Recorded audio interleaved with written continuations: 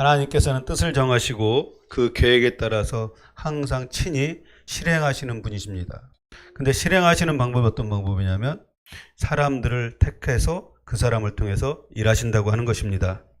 근데 하나님께서 이 실행하는데 인간은 어떨 때는 이해할 수 없는, 인간의 지식으로는 알 수가 없는 그러한 능력으로 일하실 때가 많이 있습니다.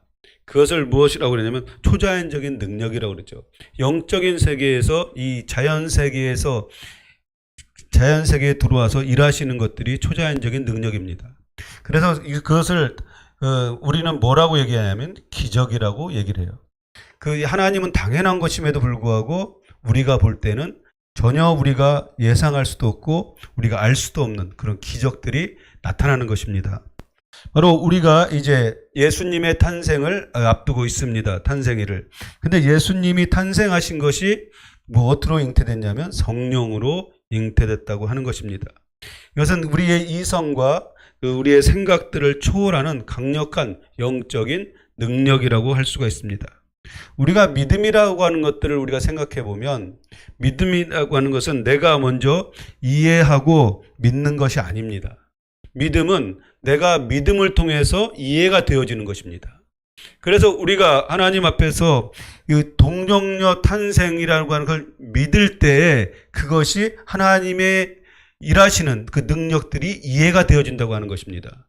근데 많은 사람들은 이 동정녀 탄생을 자꾸만 이성적으로 뭔가를 이해하려고 해요. 알려고 해요.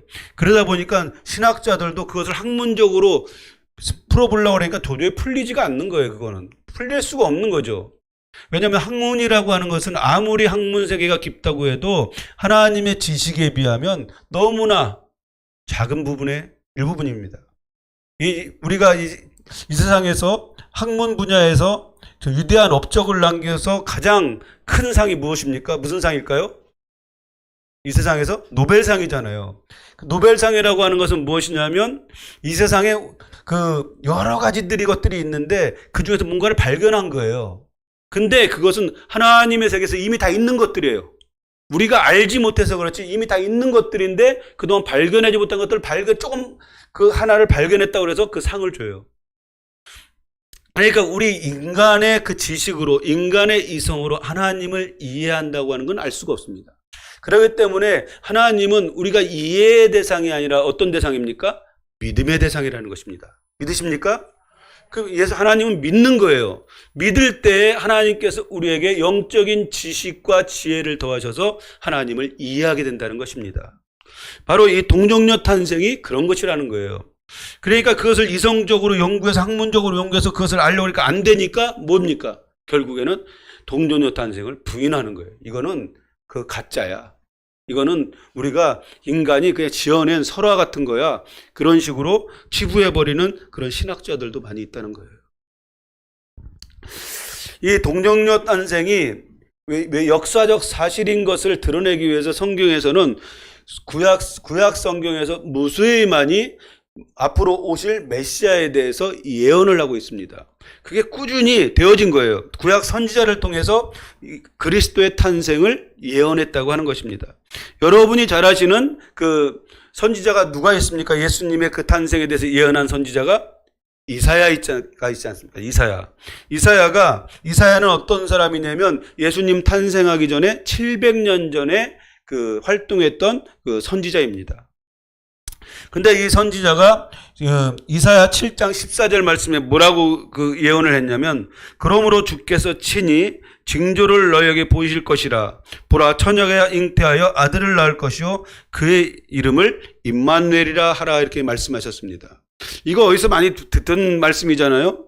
이게 무엇이냐면 바로 마태복음 1장 23절 말씀에 요셉에게 현몽한 천사가 똑같은 말을 인용합니다. 바로 그러면서 무엇을 말씀하고 있냐면 이것을 인용하면서 모든 일은 선지자의 하신 말씀을 이루려 하는 것이다라고 그 말씀을 하고 있습니다. 하나님은 그냥 갑작스럽게 도깨비처럼 일하시는 분이 아니에요. 하나님은 하나님의 계획이 있으시고 하나님께서 갖고 계신 섭리가 있습니다. 그 섭리를 드러내기 전에 계속해서 우리에게 그것을 알 수 있도록 많은 것들로 보여주신다는 거예요. 그러면서 결국은 그 하나님께서 말씀하신 것들을 이루시는 것이 하나님의 뜻입니다. 그렇기 때문에 하나님이 이 땅에 오시려고 하는 그 계획, 바로 예수님의 탄생을 위해서 어떻습니까? 그 구약 시대부터 계속해서 그 말씀하고 있는 것을 볼 수가 있습니다. 이렇게 말씀하신다고 하는 건 무엇을 따냐면 너희들이 그 메시아를 준비하라는 것입니다. 메시아가 올 것을 준비하고 기다리라고 하는 것을 계속해서 말씀해주고 있는 것입니다. 그래서 이 예언을 보면 이사야 11장 1절 말씀에 보면 이새 가지에서 날 것이다라는 것을 예언했어요. 이새가 누굽니까? 다윗의 아버지죠. 그러니까 그래서 그 로마서 1장 3절 말씀에 보면 이제 그것을 확신시켜줘요. 사도 바울이 뭐라고 그러냐면 육신으로는, 예수님이 육신으로는 다윗의 혈통에서 났다, 그렇게 말씀하고 있습니다. 그렇습니다. 바로 이 사도 바울도 영적으로, 사도 바울은 또한 그 육적으로, 지식적으로 할 때 율법에 능통했던 사람이에요. 그러니까 구약을 꿰뚫고 있던 사람이란 얘기예요. 그러면 구약에서 말씀하셨던 그 예언들을 자신이 실제로 예수님을 만난 후에 그것을 깨닫고 알게 됐다는 것입니다.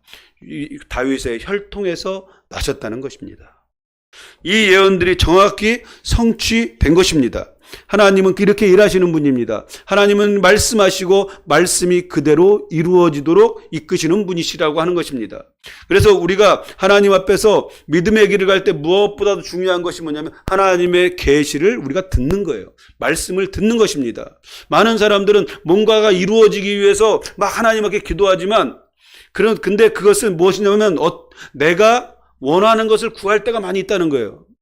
근데 내가 그 구하는 것도 중요합니다. 그러나 무엇보다도 중요한 것은 뭐냐면 하나님이 나에 대해서 어떠한 계획을 갖고 있는가를 듣는 게 중요하다는 거예요.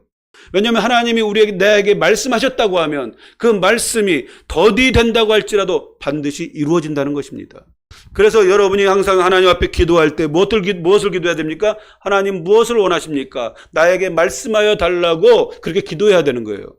그래서 그 말씀을 들을 때, 음성을 들을 때 어떻게 해야 됩니까? 내가 바로 그 음성을 듣고 행하는 거예요.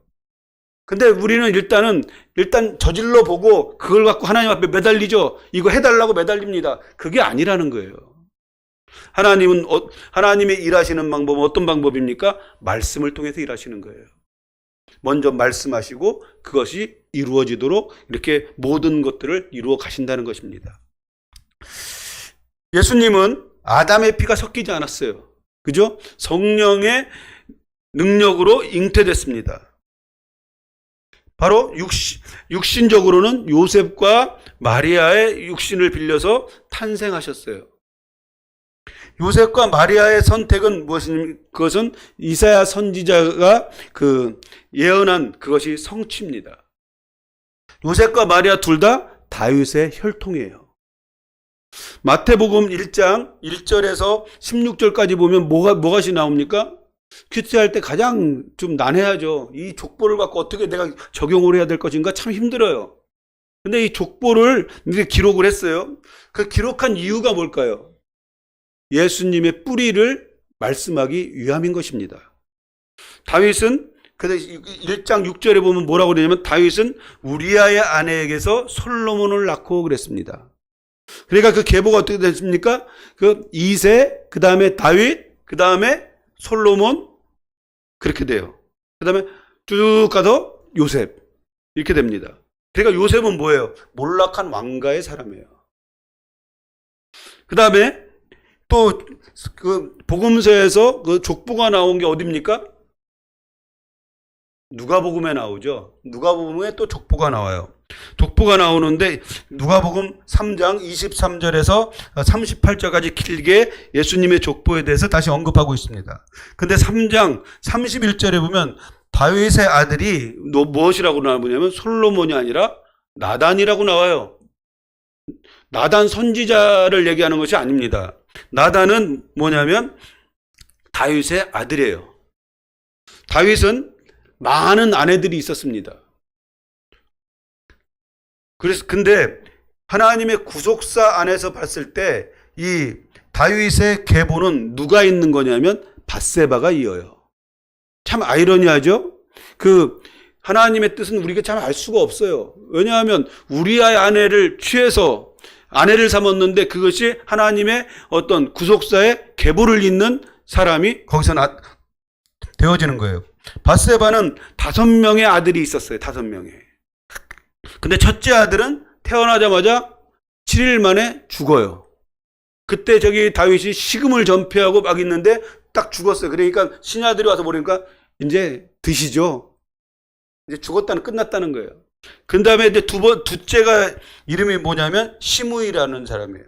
그 다음에 셋째가 소밥이고, 넷째가 나단이고, 다섯째가 솔로몬이에요. 그러니까 무엇입니까? 요셉은 솔로몬의 후손이고, 또 마리아는 나단의 후손이에요. 그러니까 뭐예요? 그렇게 합치면 다윗의 후손이라는 거예요. 둘 다. 그러니까 이 선지자들의 예언처럼 다윗의 혈통에서 그리스도가 완벽하게 탄생한 것을 볼 수 있어요. 북에나 목에나 똑같이 다윗의 혈통의 사람들을 하나님께서 선택해서 거기에 이제 하나님이신 예수님이 탄생하게 하셨다는 것입니다. 그렇지만 요셉은 어떤 사람입니까? 마리아의 수태와는 전혀 관계가 없는 사람이에요. 예수님은 성령으로 잉태되었기 때문입니다. 그래서 성경에는 예수님을 뭐라고 말씀하고 있냐면 여자의 후손이다라고 말씀하고 있어요. 우리가 이런 말을 쓰냐면 아버지 날 낳으시고 어머니 날 기르시고, 아버지가 낳았다는 거예요. 낳는 거는 분명히 엄마가 낳았는데 아버지가 낳았다는 거예요. 뭐냐면 아버지의 씨에서 모든 것들이 이루어지기 때문에 그래요. 그래서 아버지가 낳는 거예요. 근데 예수님은 뭐예요? 여자의 후손이다. 이것은 바로 이제 남자의, 아담의, 인간의 피가 전혀 섞이지 않는 그런 존재라고 하는 것을 말씀해주고 있는 것입니다. 오늘 읽은 본문 말씀해 보니까 요셉과 마리아는 약혼한 사이였어요. 그죠? 이 유대인 사회에서 약혼이라고 하는 것은 결혼하고 똑같아요. 그래서 유대인들은 아직도 이렇게 우리 청춘 남녀들이 만나면 뜨거워지잖아요. 그래서 손도 잡고 싶고 뭐 하고 싶은데 우리미가 영국에 있을 때 그런 얘기를 하더라고요. 자기네 이제 학교에 유대인들이 다녔대요. 근데 학생인데 약혼을 한 거예요. 남녀가. 근데 손 한 번 안 잡는다는 거예요. 왜냐하면 유대인의 전통인 거예요. 왜냐하면 약혼을 했어도 결혼하기 전까지는 그렇게 서로가 룰을 지키는 거예요. 그래서 이제 결혼한 것과 마찬가지이기 때문에 약혼은 그것을 간주해요. 그래서 만일 약혼을 했지만 그가 간음을 하게 되면 간음죄에 걸려서 돌에 맞아 죽게 되어 있다는 것입니다. 우리가 읽은 본문 말씀 18절 말씀에 보니까 성령으로 잉태된 것이 나타났다라고 말씀하고 있어요. 그럼 성령으로 잉태된 것이 나타났다. 이것은 무슨 말일까요? 이제 배가 불러오기 시작인 거예요. 그죠? 성령으로 어쨌든 뭐로 잉태했든지 간에 10달을 있어야 낳는 거잖아요. 그렇기 때문에 성령으로 잉태되었는데 이제 그 안에서 예수님이 계시니까 점점 크니까는 배가 불러오기 시작하는 거예요. 성령으로 나타났다는 거예요. 성경에는 마리아가 임신한 후에 어땠을까? 거기에 대해서는 잘 나와 있지는 않아요. 혹시 그냥 요셉에게 다 고백했을까? 그것도 아닌 것 같아요. 왜냐하면 만약에 고백했다 그러면 요셉이 알고 있었겠죠. 근데 요셉에게 주님의 사자가 천사가 현몽에서 말씀한 걸 보니까 그걸 모르고 있었던 것 같아요. 그래서 19절 말씀에 보면 가만히 끊고자 했다고 말씀하고 있습니다. 굉장히 그 번민이 됐을 거예요. 나는 손 한 번 안 잡았는데 임신해갖고 배가 불러오는 거예요. 얼마나 그 고통스럽겠어요. 가만히 끊고자 했던 번민 가운데 그 결심한 것은 뭐냐면 가만히 끊는 게 낫겠다. 내가 이것을 다른 사람들에게 만약에 말한다고 하면 그 끌려 나와서 많은 사람들에게 돌로 맞아 죽을 건데 그럴 바에야 가만히 끊겠다라고 좀 생각을 한 겁니다. 그런데 요셉은 뭐라고 말씀하고 있냐면 의로운 사람이다라고 말씀하고 있습니다. 의로운 사람이라고 하면서 조용히 끊고자 했다라고 말씀하고 있어요. 바로 의로운 사람이라고 하는 것은 무엇이냐면 하나님의 그 율법 앞에서 타협이 없는 사람이라는 거예요. 공의롭고 강직한 성격의 소유자였다는 거예요. 하나님의 그 율법을 지키는 데서는 자신의 어떤 것도 포기하지 않는 사람이었다는 거예요. 그러면 어떻습니까? 이런 사람이 하나님의 율법을 어겼어요. 그럼 어떻게 행동을 해야 될까요? 그 율법대로 해야죠. 그런 사람이에요. 근데 그가 그 율법대로 따를 수 있는 가장 큰 조건이 뭐였냐면 하나님의 말씀, 하나님이 무엇을 원하는지를 알고 그대로 행하는 사람이었다는 거예요. 가만히 끊고자 했어요. 가만히 끊는다고 하는 건 율법적으로 어떻게 하는 것입니까? 약혼도 결혼한 것과 똑같아요. 그럼 어떻게 해야 될까요?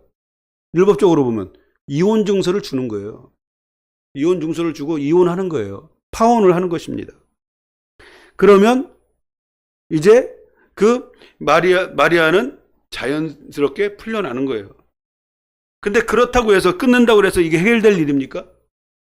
아마 마리아는 살아도 평생 부정한 여인이라고 하는 손가락질을 받으면서 살지도 모르겠어요.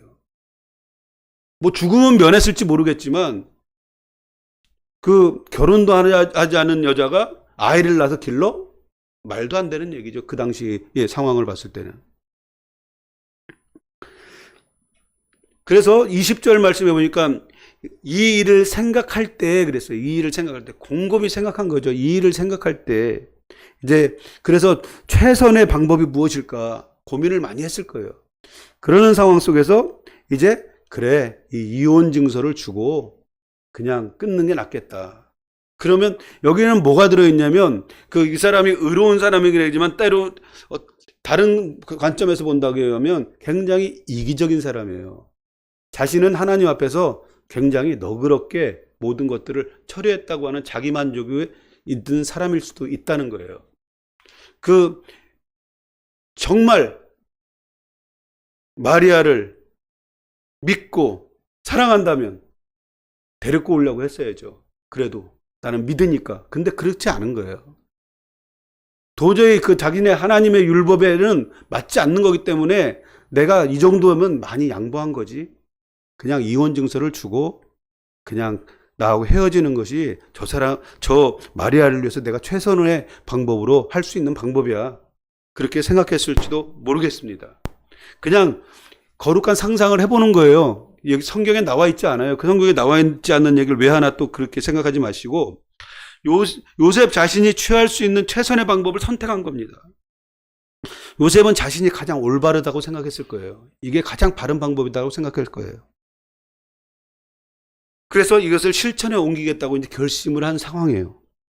이때 사자가 현몽에서 그 아이는 성령으로 잉태된 것이다라고 하는 것을 말씀해 주죠. 이때 하나님의 계시가 요셉에게 임한 거예요. 하나님께서 말씀하신 거예요. 요셉은 자신의 생각을 하나님의 뜻에 굴복시키는 것을 볼 수가 있습니다. 우리가 믿음의 생활을 해나갈 때 항상 이러한 상황에 우리가 부딪히게 됩니다. 나의 생각과 하나님의 생각이 부딪힐 때가 있어요. 하나님의 생각은 우리의 생각과 다를 수 있어요. 하나님의 방법은 우리의 방법과 다를 수가 있어요. 근데 그것이 부딪힐 때가 있다는 거예요. 이 부딪힐 때 우리가 어떤 것을 취해야 될 것인가? 그것은 누구나 다 알죠. 하나님의 방법을 취해야죠. 믿음의 사람인데 하나님의 방법을 취해야죠. 그렇게 생각은 되지만 실질적으로 그 요셉과 같은 상황에 처해 있다고 했을 때 그거는 쉬운 일이 아니에요. 근데 요셉은 자신의 생각을 꺾습니다. 하나님의 생각을 받아들이고 그 뜻에 순종하는 모습을 보이고 있습니다. 이 순종은 어디서 나오는 걸까요? 믿음에서 나온다는 것입니다.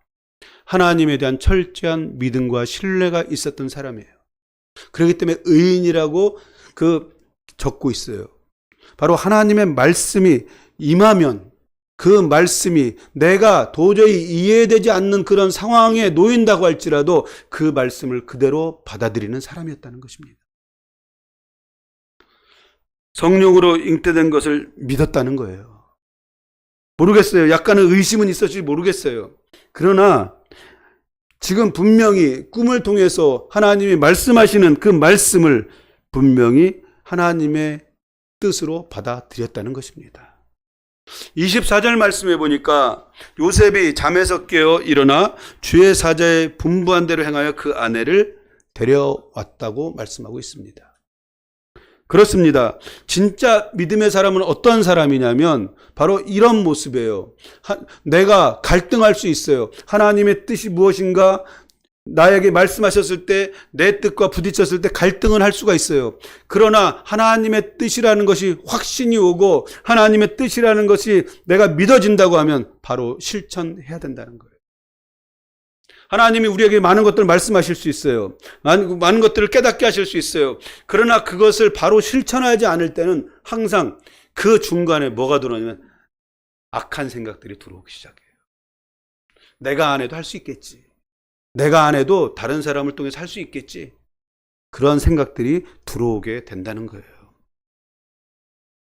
그러나 요셉은 바로 깨자마자 그것을 실천에 옮긴 것을 볼 수가 있습니다. 요셉은 기쁨으로 이제 마리아를 데려왔을 거예요. 그래서 정상적으로 결혼식을 진행한 것을 볼 수가 있습니다. 마리아는 그 의심을 하고 또 파혼을 생각했던 것에 대해서 회개하는 마음으로 살았을 수도 있어요. 그러니까 더 귀하고 더 아끼며 살았을 수도 있습니다. 그러면 마리아는 또 어떤 사람입니까? 마리아는 누가복음 1장 30절에서 31절까지 말씀에 보면 천사가 이르되 마리아여 무서워하지 말라. 내가 하나님께 은혜를 입었느니라. 보라 내가 잉태하여 아들을 낳으리니 그 이름을 예수라 하라. 이렇게 말씀하고 있습니다. 이 사건은 현몽이 아니에요. 꿈에 나타난 것이 아니에요. 갑자기 있는데 대낮에 갑자기 내 앞에 딱 나타난 거예요. 죄사자가. 그러니까 어떤 현실적으로도 어린 그 마리아에겐 굉장히 무서울 수 있어요. 두려울 수 있습니다. 갑자기 사람의 모형을 하고 있는데 날개가 달려 있어요. 그런 사람이 앞에 딱 서 있는 거예요. 그러면서 자기에게 뭐라고 막 얘기를 하는 거예요. 굉장히 두려울 수 있겠죠. 근데 그것을 더 두렵게 한 것은 무엇입니까? 그 사실을 받아들이기가 너무 힘든 거예요. 두려운 거예요. 왜냐하면 그래서 뭐라고 얘기를 합니까? 내가 남자를 알지 못하는데 어떻게 애를 낳을 수 있습니까? 여기 안다, 그래서 기노스코라고 하는 단어를 써요. 그러니까 우리가 내가 하나님을 안다, 주님을 안다라고 하는 것은 남녀가 하나 되어지는 것 같이, 합방하는 것 같이 그러한 경험을 통해서 알아지는 거예요. 그래, 마리아가 그러는 거예요. 내가 남자를 모르는데, 남자를 알지 못하는데 어떻게 애를 낳을 수 있냐는 거예요. 두려움과 의구심이 분명히 들었을 것입니다.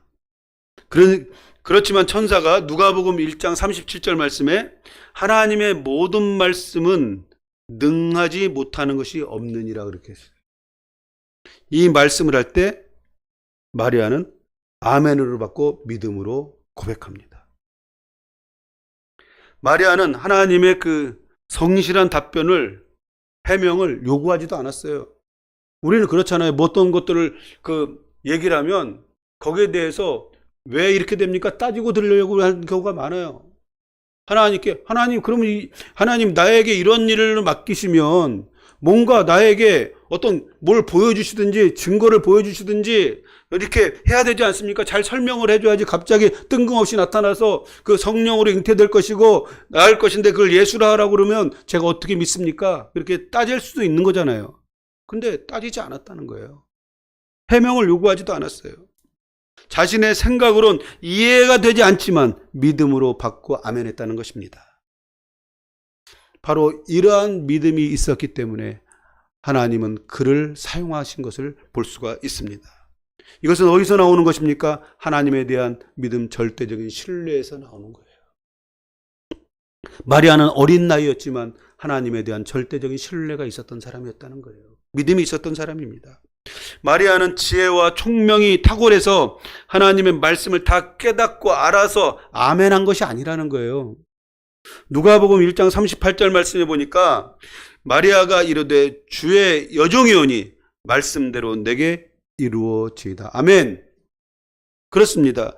주의 여종이오니 말씀대로 내게 이루어지기를 원합니다. 그 뜻이에요. 마리아는 자신을 하나님의 종이라고 말하고 있어요. 그렇게 고백하고 있습니다. 종은 주인의 말에 토를 달면 됩니까? 안 됩니까? 토를 달 수가 없는 거예요.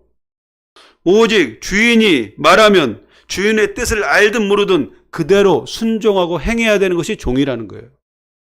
그러면 지금 마리아가 간접적으로 이것을 고백하고 있는 거예요. 나는 주님의 종입니다라고 하는 것은 주님이 원하시는 것이라고 하면 내가 이해가 되지 않는다고 할지라도 내가 원치 않는다고 할지라도 그것을 행해야 됩니다라고 하는 고백인 거예요.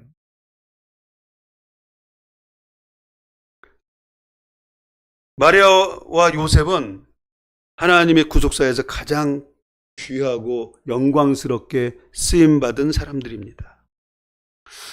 수많은 사람 중에서 두 사람을 택해서 하나님이 이 땅에 오시는 도구로 사용되어졌습니다. 요셉과 마리아의 신앙을 통해서 우리가 알 수 있는 것은 하나님이 그들을 사용하기에 그들은 충분한 자격을 갖추고 있었다는 것입니다. 예수님이 육신의 몸을 입고 이 땅에 오시는 도구로서 사용되었고 장성할 때까지 예수님을 보살피고 양육하는 일에 사용되었던 것이 바로 요셉과 마리아 두 사람입니다. 성경에 보면 요셉에 대해서는 그렇게 중요하게 다루고 있지 않는 것 같아요. 무슨 우리가 성극 같은 걸 봐도 그렇죠? 성극 같은 걸 보면 꼭 요셉은 엑스트라 같아요. 주로 그냥 옆에 서 있어. 그렇게 하는 일이 없는 것 같아요.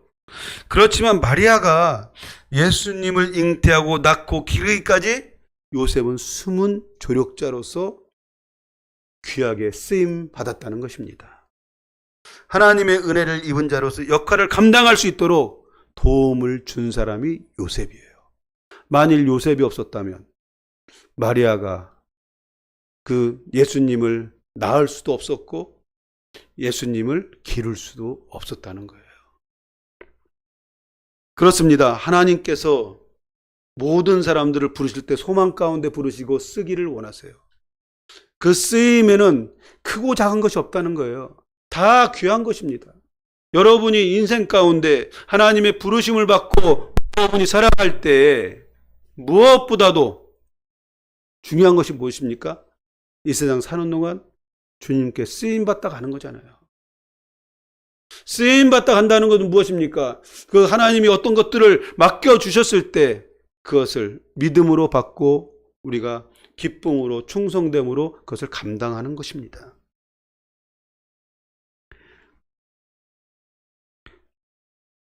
요셉은 호적하기 위해서 예루살렘에 갈 때도 그 아기와 마리아를 보호하고 같이 갔어요.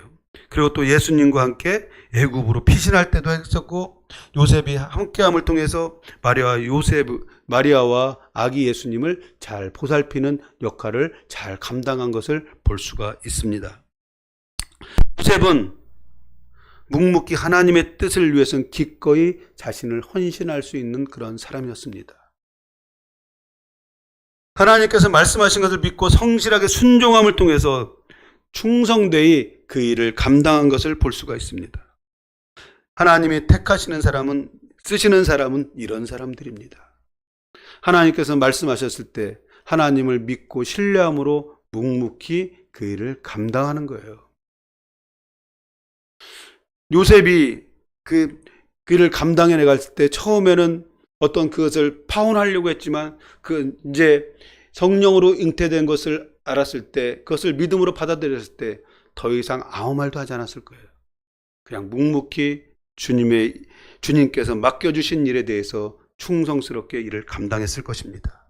이런 사람을 하나님께서는 쓰시는 것입니다.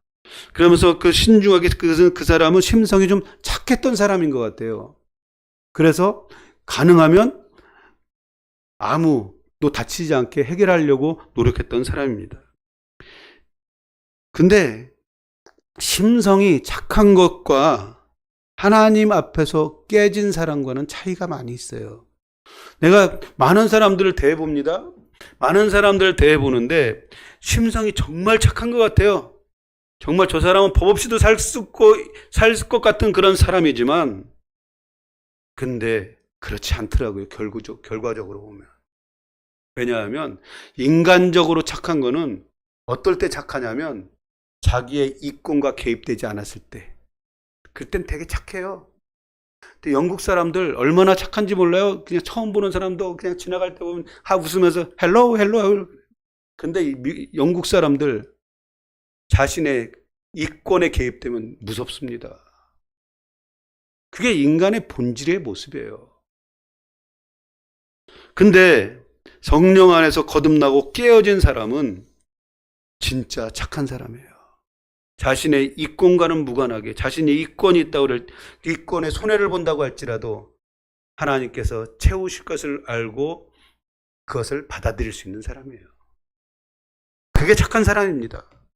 하나님의 뜻만을 생각하는 거예요. 그게 정말 착한 사람이에요. 바로 그 요셉은 이런 사람이었던 것 같아요. 하나님의 뜻이 무엇일까? 처음에는 하나님의 뜻이 이것이라고 생각하고 잘못 생각했어요. 그러나 하나님께서 하나님의 뜻이 무엇인지를 말씀해 주셨을 때 그것에 순종하는 그런 모습을 보였다는 것입니다. 하나님의 뜻만을 생각하고 하나님의 뜻대로 행하기를 원하는 사람이 진짜 착한 사람이에요. 단순한 믿음의 그 소유자였습니다. 요셉은. 주님이 말씀하시면 믿고 믿음대로 그냥 행하는 사람이었어요. 하나님 앞에서 의로운 사람은 하나님께서 그를 부르시고 사용하신다는 것입니다. 이 의로운 사람이라는 것도 자신의 의를 통해서 뭔가 드러내려고 하는 사람이 있어요. 그건 교만한 거예요. 하나님의 의가 드러나야 되는데 자기 의를 드러내는 사람들이 있어요. 그건 교만한 것입니다. 좀 자신의 의를 드러내는 사람은 어떤 사람입니까? 불의를 보면 참지 못해. 막 불의를 보면 자기가 그 투사가 돼야 돼요. 그런 사람들은 문제가 많아요. 제가 그런 사람이었거든요. 좀 의의가 강해요. 그래서 뭐 잘못된 것을 보면 참지를 못하는 거예요. 어떤 영국에서 어떤 목사님들 모임이 있었어요. 근데 어떤 한 목사님이 너무 잘못 행동을 하는 거예요. 그러면서 얘기하면서 목사님들이 다 저 문제가 있다고 막 얘기를 하는 거예요. 그럼 문제 있으면 얘기를 해야지. 그러니까 근데 얘기를 안 하는 거예요. 그럼 내가 얘기할게. 나가서 얘기를 해요. 그러면 다른 사람들은 다 빠져나가. 그 사람하고 나하고 원수가 돼. 근데 어느 날 그 주님이 기도하는데 말씀하셔요. 내 의는 교만한 거야. 네가 심판자가 되려고 하는 거야. 그렇게 말씀하시더라고요. 하나님 앞에서 의로운 사람은 겸손하게 순종하는 사람이에요. 하나님의 뜻만을 구하는 사람입니다. 그런 의로운 사람이 하나님께 쓰임받는 사람인 것입니다. 마리아 또한 믿음과 순종의 사람이었습니다. 처녀가 잉태한다는 것은 상상할 수도 없는 일이에요.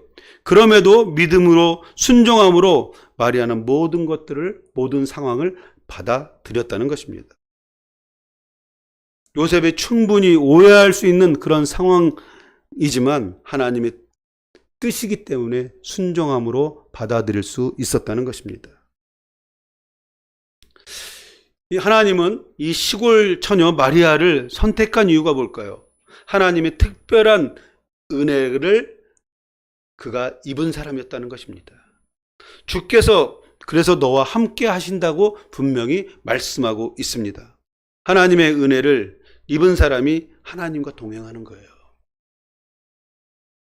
그래서 사도 바울의 어떤 그 서신서에 보면 항상 은혜와 뭐가 나옵니까? 은혜와 평강이 너에게 있을지어다. 항상 은혜와 평강이 따라요. 하나님의 은혜로 충만한 사람이 평강한 거예요. 평강하니까 저기 은혜가 충만한 것이 아니라 먼저 하나님의 은혜로 충만해야만 어때요? 하나님이 함께 하심을 통해서 하나님과 동행함을 통해서 평강이 우리에게 오는 거예요. 근데 그 바로 마리아는 하나님의 은혜가 임하였고 충만했던 사람이에요. 그러다 보니까 하나님이 그와 함께 했다는 거예요. 하나님께서 택해서 쓰시는 사람은 하나님의 은혜가 있는 사람입니다. 하나님의 은혜를 그래서 우리가 사모해야 되는 게 거기에 있는 거예요. 하나님의 은혜를 사모하고 하나님의 은혜 가운데 있으면 내가 쓰임 받기 싫어도 쓰임 받을 수밖에 없다고 하는 것입니다. 이 은혜는 어떤 은혜입니까? 이 은혜는 내가 어떻게 할 수 없는 불가항력적인 놀라우신 하나님의 은혜예요. 그냥 하나님이 부으시는 거예요. 내가 꼼짝 못하는 거예요. 그 은혜에 사로잡혔을 때 우리가 어떻게 됩니까? 바로 하나님의 일꾼으로 세워지는 거예요. 우리가 예수님을 믿고 구원받은 믿음의 자녀가 되는 것도 무엇입니까? 우리가 어떤 노력을 했나요? 되지 않아요. 이것은 내가 아무것도 할 수 없는 불가항력적인 존재였지만 하나님의 놀라우신 은혜가 부어짐을 통해서 우리가 하나님의 자녀가 되었다는 거예요. 마리아에겐 이 은혜가 있었습니다. 은혜 안에서 하나님이 마리아와 함께 하심을 그는 알고 있었어요. 그렇기 때문에 그가 하나님께서 그를 부르셨을 때 순종함으로 나아갈 수 있었다는 것입니다. 하나님의 일을 이루기 위해서는 부르신 사람들이 있어요. 근데 그 사람들은 항상 하나님의 일을 감당하기 위해서는 자신이 감당해야 될 대가들이 있다는 거예요. 대가 지불이 있어야 된다는 것입니다. 요셉은 자신의 생각을 꺾고 순종하는 그런 대가를 지불했습니다. 그래서 마리아를 데리고 왔어요. 헤롯 왕을 피해서 애굽으로 마리아와 아기 예수를 피신시키는 그러한 일들도 힘든 일들도 다 감당했습니다. 마리아는 처녀의 몸으로 아이를 잉태하는 일을 감당을 했습니다. 이것은 자신의 인생을 담보하는 굉장한 선택이에요. 자신의 생명까지도 내놓아야 되는 그러한 위태로운 상황에서 선택했다는 것입니다. 자신을 내려놓고 하나님의 뜻에 순종하는 사람은 하나님이 반드시 그와 함께 하신다는 것입니다. 이 땅에 구세주로 오시는 예수님의 탄생을 위해선 요셉과 마리아는 자신이 감당해야 될 대가를 지불하는 그 순종을 했다는 것입니다. 그럴 때 어땠습니까? 하나님의 뜻이 이루어졌다는 거예요. 여러분, 하나님께서 여러분을 통해서 하나님의 뜻을 이루기를 원하시는 것입니다. 믿습니까? 여러분을 통해서 일하시는 거예요. 하나님이 갑자기 나타나셔서 일하시는 것이 아니에요. 하나님의 사람들을 불러서 하나님의 사람들을 세워서 그 사람들을 통해서 일하게 하시는데 그 사람의 믿음을 보고 순종을 보고 세우신다는 것입니다.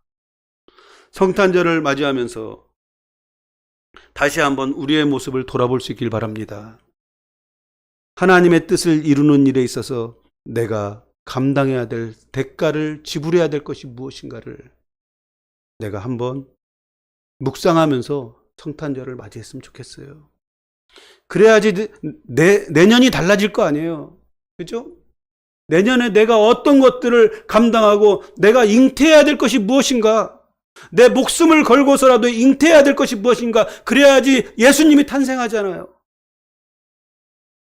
마리아처럼 예수님의 탄생을 위해서 내가 잉태해야 될 것이 무엇인가?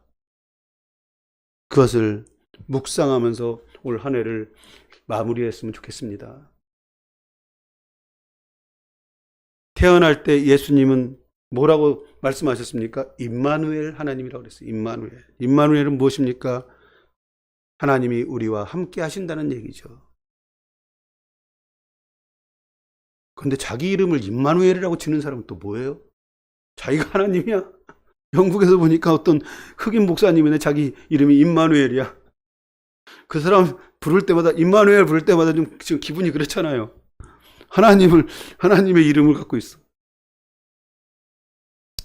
내가 주님의 뜻을 위해서 나에게 맡겨진 일, 그것이 때로는 이해 불가라 할지라도 내가 이성적으로 이해가 안 된다고 할지라도 그것을 기쁨으로 감당할 때 나를 통해서 하나님의 나라가 확장되는 것을 믿으시길 바랍니다. 하나님의 뜻이 이루어지는 것입니다. 얼마나 그 귀한 은혜입니까? 나를 통해서 하나님의 뜻이 이루어지는데 이것은 무엇을 뜻합니까? 하나님의 구속사에 내가 파트너로서 부름받은 거예요. 이 은혜 가운데 여러분이 있길 주의 이름으로 축원합니다. 기도하겠습니다. 우리 함께 기도할 때 주님, 우리가 하나님 앞에서 감당해야 될 것을 감당하게 하여 주시옵소서. 그래서 하나님의 뜻을 이루는 삶을 살게 해달라고 이 시간에 함께 한 목소리로 기도하도록 하겠습니다. 기도하겠습니다. 사랑과